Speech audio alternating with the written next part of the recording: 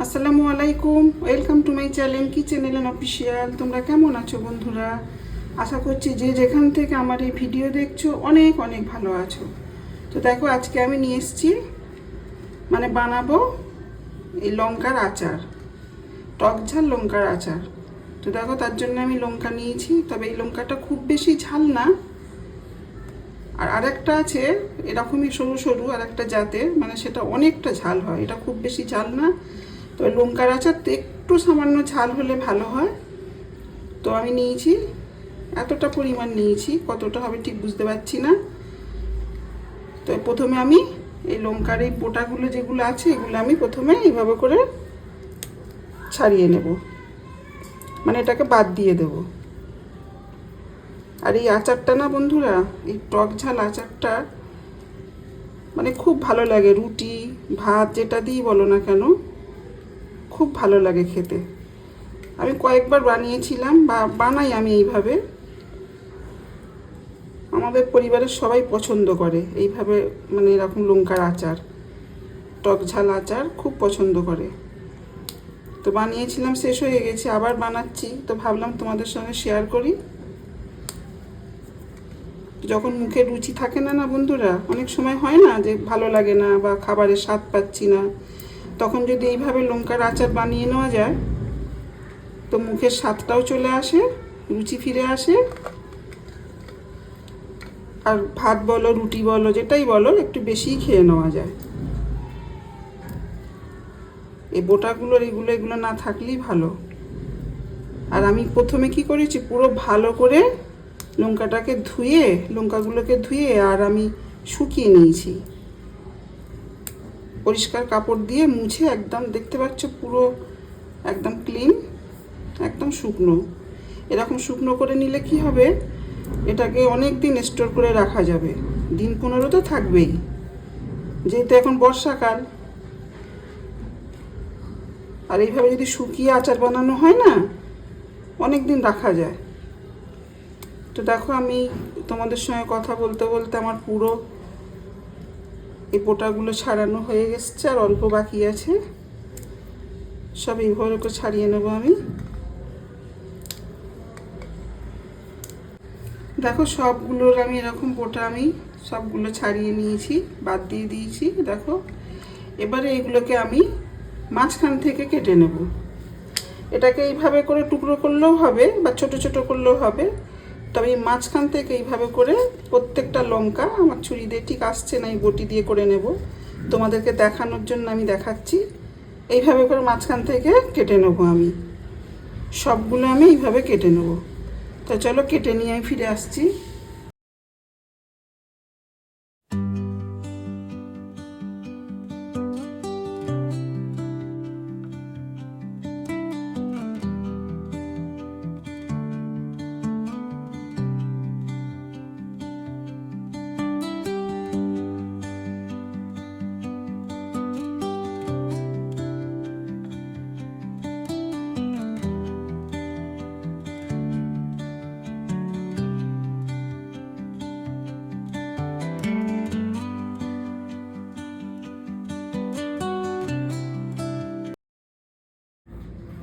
দেখো, আমি সব কেটে নিয়েছি এইভাবে করে, মাঝখান থেকে যেভাবে আর কি আমরা লঙ্কা চিড়ে নিই এইভাবে করে আমি সবগুলোকে চিড়ে নিয়েছি। দেখো এইভাবে করে। তো এগুলোকে অন্যরকমও কাটিং করতে পারো, যে যেমন করবে, আমি এইভাবেই বানাই, তো আমি তাই এইভাবেই করে নিলাম। চলো তাহলে আমি বানানো শুরু করি, আমার সঙ্গে থাকো, দেখতে থাকো আমি কিভাবে বানাচ্ছি। আর ভালো লাগলে অবশ্যই বন্ধুরা লাইক শেয়ার করে দেবে, অনুরোধ থাকলো। আর আমার চ্যানেলে যে সকল বন্ধুরা নতুন, যদি তোমাদের ভালো লেগে যায় লাইক দিয়ে সাবস্ক্রাইব করে পাশে থেকে যেতে পারো। এবারে চলো আমি তৈরি করা স্টার্ট করি। দেখো বন্ধুরা, তার আগে আমি কিছু মশলা নিয়েছি। আচার যেহেতু, আচারের জন্য তো মশলা বানাতেই হবে। তো আমি নিয়েছি এটা মৌরি 1 চামচ, এই চামচের নিয়েছি 1 চামচ মৌরি, 1 চামচ হচ্ছে গোটা ধনে, আর নিয়েছি 1/2 চামচ জোয়ান, আর 1/2 চামচেরও কম নিয়েছি মেথি, আর জিরেটাও নিয়েছি আমি 1/2 চামচ, কালো জিরেও 1/2 চামচের মানে একটু কম, আর কয়েকটা নিয়েছি গোলমরিচ। এই হচ্ছে মশলা। প্রথমে এই মশলাগুলোকে আমি শুকনো কড়াই ভেজে নেব। তো চলো ভেজে নিই। দেখো আমি একটা ফ্রাই প্যান বসিয়ে দিয়েছি, এবারে দিয়ে দেবো আমি এই মানে শুকনো মশলাগুলো দিয়ে একটু ভেজে নেব। সবগুলো একসঙ্গে দিয়ে দিলাম।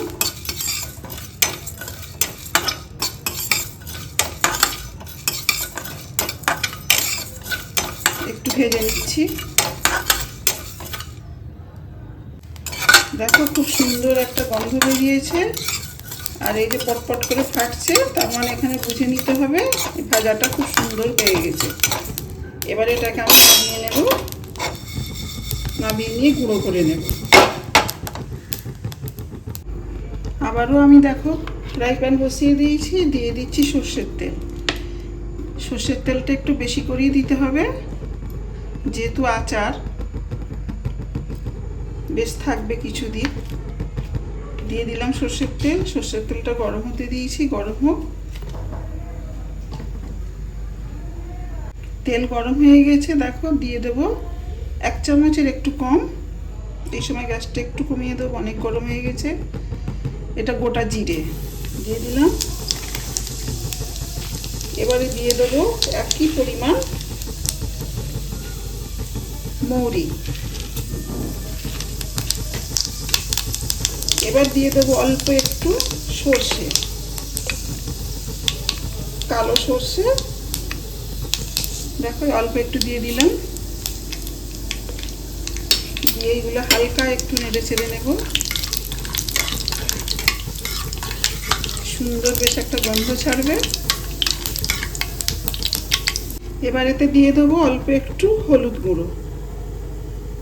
হলুদ গুঁড়োটা কালারের জন্য, সুন্দর একটা কালার আসবে।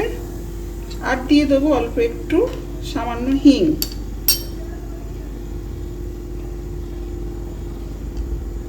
এই যে দেখো ঠিক এতটুকু দিয়ে দিলাম হিং। দিয়ে একটু নেড়ে নিচ্ছি। দেখো খুব ভালো করে আমি এটা নেড়ে নিয়েছি। এবারে দিয়ে দেবো এই যে কেটে রাখা এই কাঁচা লঙ্কাটা, কাঁচা লঙ্কাগুলো। এগুলো দিয়ে খুব ভালো করে একটু আমি নেড়ে চেড়ে নেব। দেখতে পাচ্ছ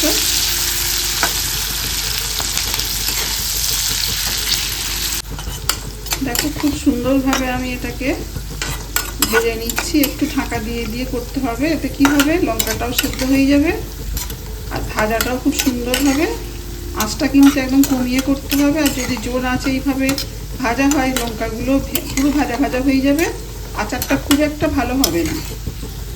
তো দেখো এইভাবে করে আমি নাড়তে থাকছি আর অল্প অল্প করে ঢাকা দিয়ে হতে দিচ্ছি। এইভাবে করে 5 মিনিট মতো আমি লঙ্কাটাকে সেদ্ধ করে নেব।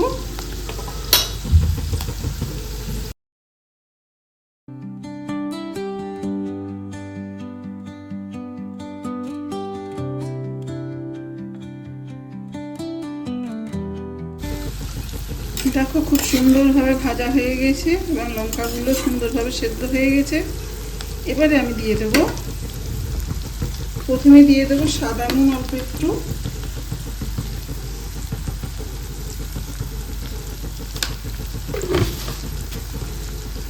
তারপর দিয়ে দেবো একটু চটপটা আনার জন্য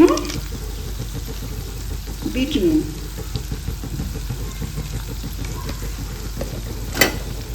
দিয়ে আবার একটু নেড়ে নিচ্ছি। আঁচটা কিন্তু একদম কমেতেই থাকবে, একদম লো আঁচে করতে হবে আচারটা। খুব সহজে তৈরি হয়ে যায় বন্ধুরা, খুব চটপট তাড়াতাড়ি এইভাবে করে স্টোর করে রেখে দেওয়া যায়। সবাই বাড়ি পছন্দ করে খাবে, একবার বানিয়ে দেখতে পারো, মুখে রুচি আসে। ভাত বা রুটি বা পরোটা যেটার সঙ্গেই খাও, একটু যদি পাতের সাইডে রেখে দাও না, টেস্টই অন্যরকম। এবার আরও একটু আমি চটপটা বানানোর জন্য আরেকটা আমি জিনিস দিয়ে দেব। তার আগে আমি দিয়ে দেব যে মশলাগুলো আমি গুঁড়ো করলাম, ওই গুঁড়ো মশলা।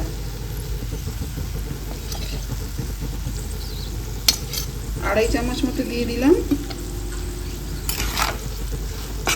দিয়ে আবার নেড়ে নিচ্ছি।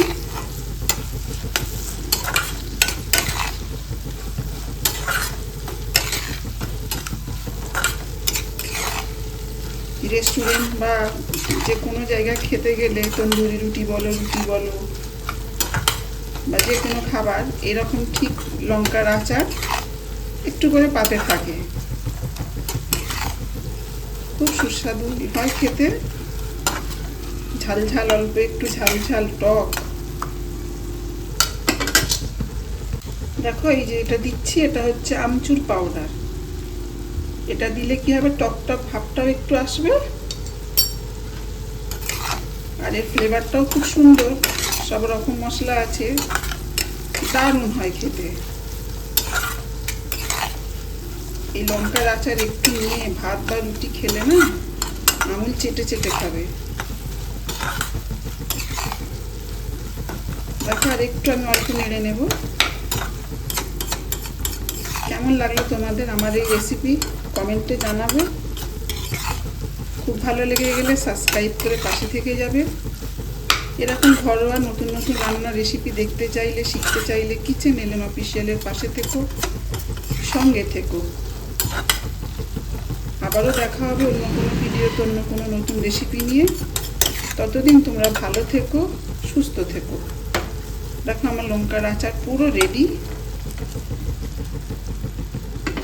আর এটাকে কোনো বয়েম বা কোনো এয়ারটাইট কন্টেনারে রেখে দিলে আর যখন খাওয়ার সময় একটু একটু করে বার করে খেলে না, চটপটা টক ঝাল খুব ভালো লাগে।